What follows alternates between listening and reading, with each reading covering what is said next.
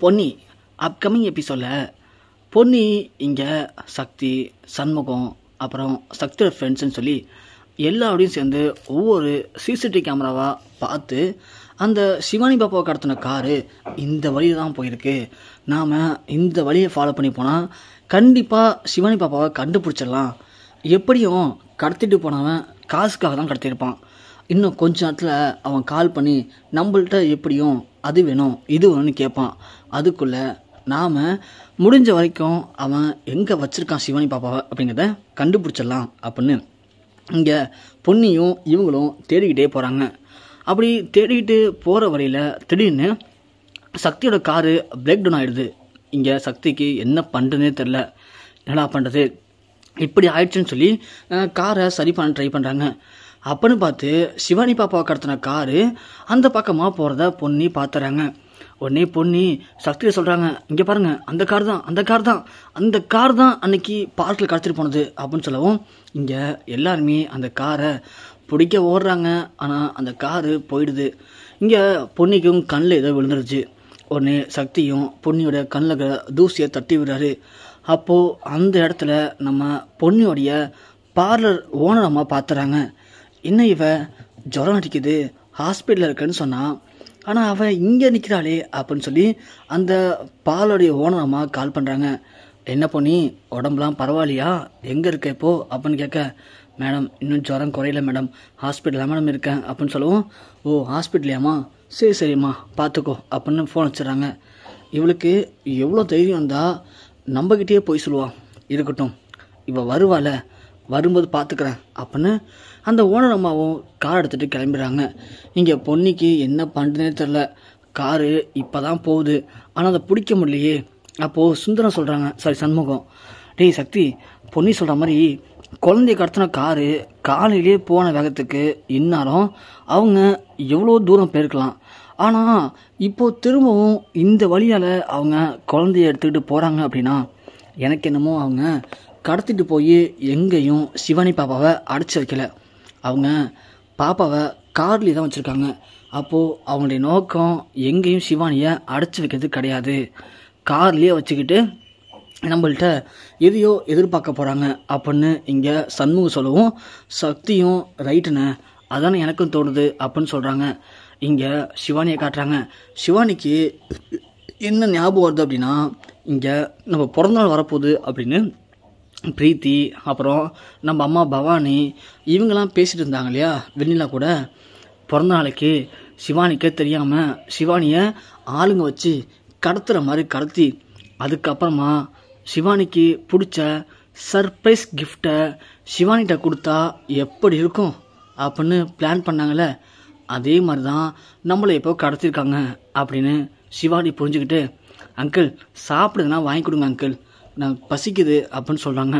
இவனுங்களும் ஒரு இடத்த நிப்பாட்டி அதுக்கு உங்களுக்கு தேவையான ஸ்நாக்ஸ்லாம் வாங்கி தராங்க. சரி அங்கிள், எங்கள் அம்மா தானே உங்களை கடத்த சொன்னாங்க, எங்கள் அம்மா என்ன கிஃப்ட் வாங்கி வச்சுருக்காங்க எனக்கு உங்களுக்கு என்ன தெரியுமா அப்படின்னு கேட்க, இந்த 3 பேரும் திரு முடிக்கிறானுங்க. ஏன்னா அது இந்த பொண்ணு என்னமோ அவங்க அம்மா தான் கடத்த சொன்னாங்கன்னு சொல்லுது. தெரில பாப்பா, எங்களுக்கு கடத்த சொன்னாங்க அவ்வளோதான், என்ன கிஃப்ட்லாம் தெரில பாப்பா அப்படின்னு சொல்லுவோம். சரி எனக்கு தெரிஞ்சு எங்கள் அம்மா அந்த சைக்கிள் தான் கிஃப்ட் பண்ண போகிறாங்க போல், அதுக்கு தான் அந்த ட்ராமா. சரி அங்கிள், எங்கள் அம்மா என்ன எத்தனை மணிக்கு விட சொன்னாங்க அப்படின்னு கேட்கவும், பாப்பா இங்கே பாரு, எங்களுக்கு இன்னும் டைமிங்லாம் சொல்லலை, எங்களை கடத்த சொன்னாங்க கடத்திட்டோம், டைமிங்லாம் வரும்போது நீ புரிஞ்சுப்ப அப்படின்னு இங்கே சொல்லிவிட்டு சிவானியை வண்டிலேயே அழைச்சிட்டு போகிறாங்க. இங்கே பொன்னி என்ன பண்ண தெரியாமல் இங்கே சக்தியோட ஃப்ரெண்ட்ஸ் வந்து அந்த கார்லாம் வீடியோ எடுத்தாங்க இல்லையா, வீடியோ ஃபோட்டோலாம் அதெல்லாம் ஜூம் பண்ணி பார்க்குறாங்க. அதில் நம்ம அந்த கார் ஒரு இடத்துல நின்றுச்சு இல்லையா, அந்த நிற்கும் போது இங்கே தாஸ்கிட்ட அந்த காரில் இருக்கிற ஒருத்தன் பேசுகிறத பொன்னி பார்த்துறாங்க. நல்லா ஜூம் பண்ணி பார்க்கும்போது அவனுடைய மூஞ்சி மட்டும் லைட்டாக தருது. உடனே இங்கே பொன்னி சொல்கிறாங்க, மாமா இங்கே பாருங்க மாமா, இவன் தான் அன்னைக்கு சுந்தர அண்ணன்கிட்ட ஹாஸ்பிட்டல்கிட்ட நின்று மிரட்டிகிட்டு இருந்தது மாமா, அவன் வந்து இந்த கார் டிரைவர்கிட்ட பேசுகிறான் பாருங்க மாமா, இந்த சிக்னல்கிட்ட நின்று, அப்படின்னா அவன் தான் மாமா கடத்திருக்கான் சிவானி பாப்பாவை அப்படின்னு சொல்லவும் இங்கே சண்முகம் ஒன்று சுந்தரத்துக்கு கால் பண்ணி பேசுகிறாங்க. மாமா உங்களுக்கு ஒரு ஃபோட்டோ அனுப்பிச்சிருக்கேன் பாருங்களேன், அந்த ஃபோட்டோவில் இருக்கிற நீங்கள் எதுவும் பார்த்துருக்கீங்களா அப்படின்னு கேட்க, சுந்தரம் ஒன்று பார்த்துட்டு இல்லை மாப்பிள்ள நான் எதுவும் பார்த்தது இல்லையே அப்படின்னு சுந்தரம் இங்கே மழுப்புறாரு. சரிங்க மாமா அப்படின்ட்டு ஃபோன் வச்சிடுறாங்க. ஏன்னா அப்போதைக்கு இங்கே சண்முகம், சக்தி, பொன்னி 3 பேரும் அந்த சுந்தரத்துக்கு பக்கத்தில் தான் நின்றுட்டு அந்த ஃபோட்டோவையே அனுப்புகிறாங்க. அதை பார்த்து சுந்தரம் இங்கே இல்லைன்னு சொல்லிட்டு உடனே நேராக தாஸ்க்கு கால் பண்ணுறான். ஏன்னா சுந்தரத்துக்கு நல்லாவே புரிஞ்சு போச்சு இது அந்த தாஸோடைய வேலை தான் அப்படின்னு. தாஸ்க்கு கால் பண்ணி, ஏய் தாஸ் எங்கே இருக்க, என் பொண்ணு என்ன பண்ண, உண்மையை சொல்டா, நான் தான் உனக்கு பணம் தர முடியாதுன்னு சொன்னேன், அதுக்காக என் பொண்ணையை கடத்துறியா, உனக்கு அவ்வளோ திமிராயிடுச்சா, உன்னை என்ன பண்ணுறேன்னு பாடுறா அப்படின்னு இங்கே சுந்தரம் தாஸை மிரட்ட. தாஸ் ஒன்று, இங்கே பாரு மச்சான், நான் உன்கிட்ட அமைதியாக கேட்டேன், ஆனால் நீ என்ன சொன்ன, உன்னால் முடிஞ்சதா பாருன்னு சொன்னேன், பாத்தியா என்னால் என்ன முடியுங்கிறத நான் காட்டிட்டேனா, இப்போ என்ன மச்சான் பண்ண போகிற அப்படின்னு சொல்ல. தாஸ் இங்கே பாரு, உனக்கு என்ன இப்போது 5 லட்ச ரூபா பணம் வேணும் அவ்வளோதானே, நான் தரேன், என் பணம் விட்டுரு அப்படின்னு சொல்லவும். மச்சான் உன் பண்ணை கடத்திட்டு 5 லட்ச ரூபா பணம் வேணும்னு நான் சொல்லவே இல்லையே, அது என் தங்கச்சி வயிற்றில் வளர உன்னுடைய குழந்தைய அழைக்கத்தான் நான் 5 லட்ச ரூபா பணம் கேட்டேன். ஆனால் உன் பொண்ணுக்கு டிமாண்ட் அதிகம் இல்லை, இது உன் பொண்ணு இல்லை, உன் சொந்த பொண்ணு இல்லை, உன் சொந்த பொண்ணை நான் அழிக்காமல் இருக்கணும்னா எனக்கு 25 லட்ச ரூபா வேணும், அதே மாதிரி உன்னுடைய இந்த பொண்ணை அழிக்கணும்னா 5 லட்ச ரூபா வேணும், மொத்தம் 30 லட்ச ரூபாயை எடுத்துக்கிட்டு நீ என்கிட்ட கொடுத்தனா நீ சொல்கிறத நான் கேட்பேனா, இந்த குழந்தைய அழிச்சிருவேன், அந்த குழந்தைய கொடுத்துருவேன், இல்லைனா இந்த குழந்தைய வளர்ப்பேன், அந்த குழந்தைய அழிப்பேன், எப்படி மச்சான் வசதி அப்படின்னு கேட்க. சுந்தரம், டேய் ராஸ்கல் இங்கே பாரா, நீ மட்டும் என் கையில் கிடச்சா உன்னை நான் என்ன பண்ணுவேன்னு தெரியாது எனக்கு அப்படின்னு சொல்ல. இங்கே தாஸ் சொன்னேன், என்ன மச்சான் பாத்தியா, இப்படி தான் நேற்று மிரட்டினேன், அதுக்கு தான் இன்றைக்கி உன் பொண்ணை தூக்கி உனக்கு ஆட்டம் காட்டுறேன், நீ இப்படியே பேசுந்த அப்படின்னா அடுத்தது உன் மனைவி தான், அப்புறம் உன் மனைவி நீ இழந்துருவ பார்த்துக்கோ அப்படின்னு சொல்ல. இங்கே சுந்தரம் ஒன்று, தாஸ் இங்கே பாரு தாஸ், என்ன உனக்கு பணம் தான் வேணும், நான் ரெடி பண்ணி தரேன், நான் ரெடி பண்ணிவிட்டு உனக்கு கால் பண்ணுறேன் அப்படின்னு சொல்லவும். தாஸ் ஒன்று, சீக்கிரம் மச்சான், நேரம் ரொம்ப கம்மியாக இருக்குது, அப்புறம் உன் பொண்ணுக்கு ஆயுசு குறைய ஆரம்பிச்சிடும், சீக்கிரமாக எடுத்து கால் பண்ணி பார்ப்போம் அப்படின்ட்டு தாஸ் இங்கே ஃபோன் வச்சிடறான். அப்போ தான் இங்கே சக்திக்கும் சண்முகத்துக்கும் புரியுது பொன்னி சொன்னது எல்லாமே உண்மை தான் அப்படின்ட்டு. சரின்னு சுந்தரத்தை ஃபாலோ பண்ணுறாங்க. சுந்தரம் நேராக போய் வீட்டில் அவங்க சந்திரசேகர்ட்டையும் ஜெயகட்டையும் சொல்கிறாரு, இந்த மாதிரி கடத்தல்காரன் எனக்கு கால் பண்ணான், 30 லட்ச ரூபா பணம் கேட்குறான், கொடுத்தா அவன் குழந்தைய விட்டுருவானா அப்படின்னு சொல்லவும். சந்திரசேகர் நேராக ரூமுக்கு ஓடி போயிட்டு பணத்தை கொண்டு வந்து இங்கே சுந்தரத்தில் கொடுக்குறாரு. இந்தாங்க மாப்பிள்ள, பணத்தை எடுத்துகிட்டு உடனே கிளம்புங்க, போயிட்டு என் பொண்ணை என் பேத்தியை காப்பாற்றி அழைச்சிட்டு வாங்க, என் பொண்ணு பார்க்கவே பாவமாக இருக்கா, அவளை அழைச்சிட்டு தான் என் பொண்ணு நார்மலாவா, சீக்கிரம் போங்க மாப்பிள்ள அப்படின்னு இங்கே பணத்தை கொடுக்குறாங்க. சுந்தரமும் அந்த பணத்தை எடுத்து வெளியே வந்துட்டு இங்கே தாஸ்க்கு கால் பண்ணுறாரு. தாஸ் பணம் ரெடியாக இருக்குது, எங்கே வரணும் அப்படின்னு கேட்கவும், ஹைவேல ஒரு குடோனை சொல்கிறான், அங்கே வந்துரு மச்சான் அப்படின்னு சொல்கிறாங்க. இங்கே சுந்தரமும் பணத்தை எடுத்துகிட்டு நேராக அங்கே போகிறாரு. பார்த்தா தாஸ் அங்கே இருக்கான். தாஸை பார்த்தோன்னு சுந்தரம் ஓடி போய் தாசு சட்டையை பிடிச்சி, டேய் உனக்கு எவ்வளோ தைரியம் இருந்தால் என் பொண்ணையை கடத்துவேன், உனக்கு அவ்வளோ திமிராயிடுச்சாடா அப்படின்னு சொல்லி தாஸை அடிக்க போகிறாரு. உடனே தாஸ் சொல்கிறான், என்ன மச்சான் உன் குழந்தை ஒன்று உனக்கு வலிக்குதா, அப்போது ஊரை மட்டும் போனோன்னா நீ என்ன வேணும் பண்ணுவியா, ஏன் என் தங்கச்சியை மோசம் பண்ணி அவள் வயிற்றில் ஒரு குழந்தைய கொடுத்துருக்கே, அப்போது அது மட்டும் சரியா அப்படின்னு இங்கே தாஸ் ஒன்று சுந்தரத்தை போய் தள்ளி விட்றான். உடனே சுந்தரம், இங்கே பார், தேவையில்லாத பேச்சதுக்கு, உனக்கு தேவை பணம், இந்த இருக்க பணம், ஒழுங்கா என் பொண்ணை விட்டுரு அப்படின்னு சொல்லவும். இங்கே தாஸ் ஒன்று, சரி மச்சான் நான் உன் பொண்ணை விட்டுறேன் அப்படின்னு சொல்லிட்டு இங்கே கூப்பிட்றாரு. கரெக்டாக பார்த்தோன்னா பசங்களும் சிவானி பாப்பாவை அழைச்சிட்டு வந்து விடுறானுங்க. சிவானியும் ஓடி வந்து அப்பா அப்படின்னு கூப்பிட்றாங்க. நேராக பார்த்தா இங்கே டக்குன்னு போலீஸ் வருது. போலீஸை பார்த்து இங்கே தாஸும் சுந்தரமும் அதிர்ச்சி வராங்க. போலீஸ் சுற்றி வளைச்சி தாஸையும் அவனுடைய அடியாளையும் பிடிச்சிடறாங்க.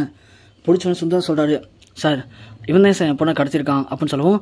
இங்கே போலீஸ் கேட்குறாங்க, ஏன் சார் போலீஸில் கம்ப்ளைண்ட் கொடுத்துருக்கீங்க, அப்படி இருக்கும்போது கடத்தல்காரங்களுக்கு ஃபோன் பண்ணி பணம் கேட்டால் நீங்கள் ஏன் சார் போலீஸில் இன்ஃபார்ம் பண்ணவே இல்லை அப்படின்னு கேட்குறாங்க. உடனேக்கு சுந்தரம் சொல்கிறாரு, இல்லை சார் அது வந்து பயமாக இருந்துச்சு, என் பொண்ணு உயிருக்கு எதுனா ஆபத்தாக போயிடுமோன்னு சொல்லி தான் நான் யார்ட்டையும் இன்ஃபார்ம் பண்ணாமல் இங்கே வந்துட்டேன் அப்படின்னு சொல்லவும். தாஸ் ஒன்று, சார் இங்கே பாருங்கள், அவர் சொல்கிறது எதுவுமே கேட்காதீங்க, எல்லாமே நடிப்பு சார், அவர் என் தங்கச்சியை ஏமாற்றி கர்ப்பமாக்கிட்டார், அதுக்காக நான் அவர்கிட்ட அது நியாயம் கேட்க போனேன், ஆனால் அதுக்கு என்ன அவரை அடித்து தேவையில்லாமல் துன்புறுத்தினார், உன்னால் என்ன பண்ண முடியுமோ பண்ணிக்கன்னு சொன்னார், அந்த கோவத்தில் சார் அப்படிலாம் பண்ணிட்டேன் அப்படின்னு தாஸ் சொல்ல. சுந்தரவனே, சார் அவனே ஒரு திருட்டு பையன், அவன் சொல்லலாம் கேட்டுருக்கீங்க, அவனை பிடிச்சிட்டு போயிட்டு உங்கள் ஸ்டைலில் 4 வாட்டி லாடம் கட்டினீங்கன்னா அடங்கிடுவான் சார் அப்படின்னு சொல்ல தாஸ் ஒன்னே சார் நான் சொல்கிறது எல்லாமே உண்மை சார் என்னை நம்புங்க சார் அப்படின்னு சொல்லும்போது இங்கே சுந்தரம் சார் அவன் திருட்டு போய் சொல்ல நம்பாதீங்க சார் அழைச்சிட்டு போங்க சார் முதல்ல அப்படின்னு சொல்கிறாங்க. அப்போது கரெக்டாக சக்தி வராரு. சக்தி வந்தோடனே இங்கே சுந்தரம் வா மாப்பிள்ள இங்கே பாருங்க மாப்பிள்ள இவன் தான் திருட்டு பையன் இவன் தான் சிவனை கடத்திருக்கான் அப்படி இப்படின்னு சொல்லி சுந்தரம் சொல்ல சக்தி ஒன்று சொல்கிறாரு. மாமா அவன் என்னமோ சொல்கிறானே மாமா அப்படின்னு சொல்லும்போது மாப்பிள்ள அவன் சொல்கிறான்னு நம்பாதீங்க மாப்பிள்ள அப்படின்னு சொல்லவும் இல்லை மாமா அன்னைக்கு பொண்ணு இதுதான் சொன்னான் அன்றைக்கும் நீங்கள் ஒத்துக்கலை இன்றைக்கி பாதிக்கப்பட்ட பொண்ணோட அண்ணனே சொல்கிறான் இன்றைக்கும் ஒத்துக்கலைன்னா எப்போ தான் நீங்கள் ஒத்துப்பீங்க நீங்கள் ஒரு கேடுகட்ட மனுஷன்னு சொல்லிட்டு அப்படின்னு சொல்லவும் சுந்தரம் ஒன்று என்ன மாப்பிள்ள என்ன இப்படி பேசுகிறீங்க அப்படின்னு சொல்லவும் சக்தி சொல்கிறாரு சார் இவரையும் அரெஸ்ட் பண்ணுங்க இவரையும் அரெஸ்ட் பண்ணி அவர் சொன்ன அதே லாடத்தை இவருக்கு கட்டுங்க அப்போ தான் இவர் பண்ண அயோக்கியத்தனத்தெல்லாம் இவர் ஒத்துப்பார் அப்படின்னு இங்கே சக்தி சொல்லவும் சுந்தரம் ஷாக் ஆகிறாரு. என்ன மாப்பிள்ள என்ன அரெஸ்ட் பண்ண சொல்கிறீங்க அப்படிங்கும் போதும் நிப்பாட்டுங்க நீங்கள் பண்ண எல்லா அயோக்கியத்தனத்துக்கான ஆதாரமும் எங்கள்கிட்ட இருக்குது நீங்கள் அந்த தாஸ்ட்டை ஃபோனில் பேசின எல்லாத்தையும் நாங்கள் கேட்டோம். என் மாமா எப்படி மாமா அக்காவுக்கு துரோகம் பண்ண ஒரு மனசு வந்துச்சு நீங்களே இவ்வளோ மோசமான ஒரு கேடுகட்ட மனுஷனாக இருந்துக்கிட்டு நீங்கள் பொண்ணியை என்னென்னா அக்கிரமம் பண்ணீங்க என்னென்னா கஷ்டம் கொடுத்தீங்க சி நீங்களாம் ஒரு மனுஷனா நீங்களாம் இருக்க வேண்டிய இடம் எது இல்லை மாமா ஜெயில் தான் எங்கள் அக்காவுக்கு பண்ண துரோகத்துக்கு நீங்கள் ஜெயிலே கொஞ்ச நாளைக்கு இருங்க அப்போ தான் உங்களுக்குலாம் புத்தி வரும் அப்படின்னு சொல்லவும் போலீஸ் இங்கே சுந்தரத்தையும் தாசியும் அரெஸ்ட் பண்ணிட்டு போகிறாங்க. இங்கே சக்தி கால் பண்ணி அவங்க அப்பாட்ட எல்லா உண்மையும் சொல்கிறாரு. எல்லாம் கிளம்பி ஸ்டேஷனுக்கு போங்க மாமா எவ்வளோ பெரிய அயோக்கியத்தனம் பண்ணியிருக்காரு அக்காவுக்கு எவ்வளோ பெரிய துரோகம் பண்ணியிருக்காரு அப்படிங்கிறது அப்போ தான் உங்களுக்குலாம் புரியும் அப்படின்னு சக்தி நடந்த எல்லாத்தையும் சொல்லவும் இங்கே பவானி ஜெயா சந்திரசேகர் அப்புறம் பொன்னின்னு எல்லாருமே அதிர்ச்சி ஆகி எல்லாருமே கிளம்பி நேராக ஜெயிலுக்கும் போகிறாங்க. அங்கே பார்த்தா சுந்தரம் கூனி குறுகி அவங்கள்ட்ட எதுவுமே பேச முடியாமல் அமைதியாக நின்றுட்டுருக்காரு.